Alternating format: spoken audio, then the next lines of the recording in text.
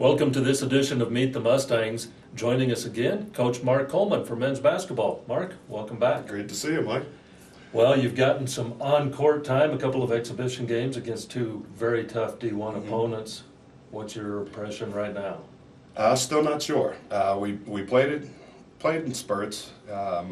Both games we got done early, which is a problem that we've had in the past and something that we obviously haven't corrected yet. And the one good thing is that we fought back.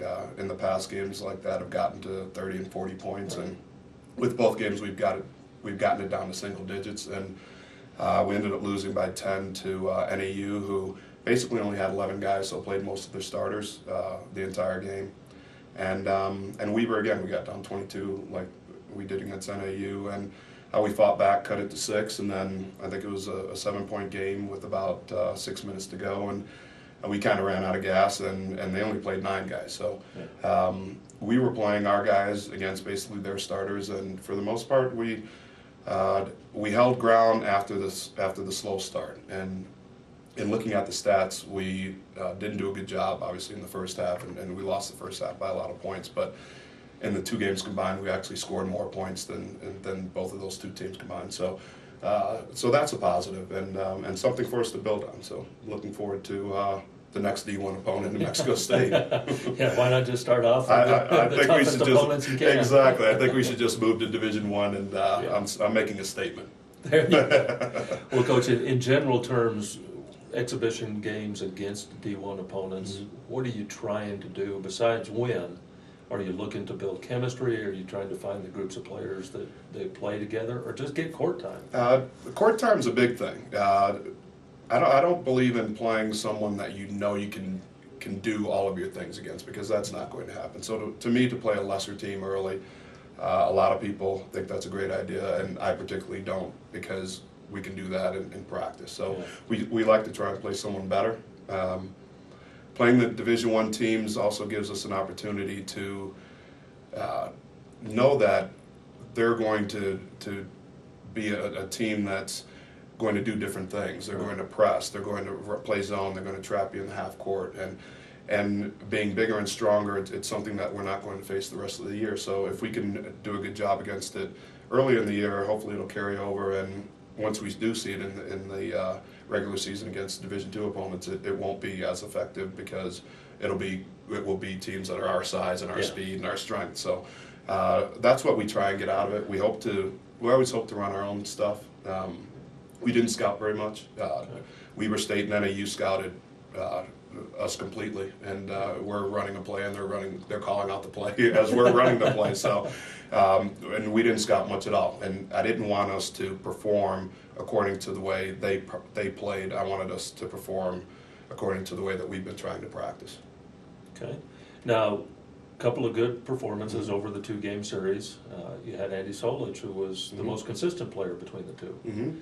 Was that something you expected? Or? You never know with Andy. Andy is a tremendous shooter, and when he's on, and he's tough to stop. And again, talking about scouting, they have guys flying out at him, and they're yelling, "Shooter, shooter!" And Andy knocked down 3 quick ones against NAU, and then he was fouled on one of them, and said something to the referee and ended up getting a technical, and that kind of set Andy back, because mentally he felt so bad that he got the technical that he didn't play as well after that. And against Weber State, again, we tried to set him up, because he did have the hot hand, and he knocked down some shots, and he was a big part of our comeback. And he's going to have to be a big part of our offense, because he can put the ball in the basket.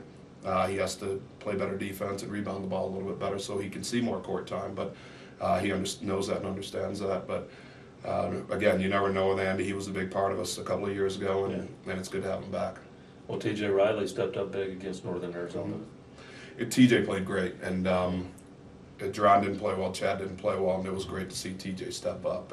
And you've been around enough to watch us enough to see that a lot of times guys don't step up, and that's how it gets to 30 and 40 points.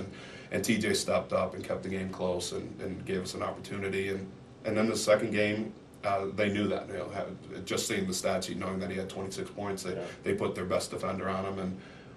And again, we didn't scout and try and do things to counteract that. We just tried to do the things that we do, and he didn't have as good a game, and but still played a pretty good floor game against Weber State. Well, we've got New Mexico State coming up on Monday night. Kind of same philosophy with them. Now this will be a real game, so we'll play it normally. We'll have a little bit more film to scout. They played Eastern on Monday, and then they have a game against Louisiana, I think, on Friday. Right. So we'll have both of those tapes, and we will scout and play that game and try and win it more than trying to worry about how we're practicing. So we know what New Mexico State's like. We know that they're athletic and they're talented. They have some new guys that will have to step up because they lost Gibson and Young. So it will be interesting. This will be, to me, the true test, because we're playing it as a regular game, because it is. And so to me, this will be the first really true test that we'll have. And you know, we want it to beat Weber State and NAU, but we played them as exhibitions that they were, and this will be the first real test that we'll have. Well, last question, Coach. How happy are you with Peyton Hillis? I'll tell you, it's good to be a Browns fan, at least for two weeks, the last 2 weeks, and yeah, I'd like to have him playing down low on my basketball team, I think. He'd take up the whole paint. I don't think many guys will be flying in with layups, that's for sure. Well, Coach, best of luck coming up Monday, and I'm sure we'll be talking to you over the season. Thanks, Mike. Sounds good.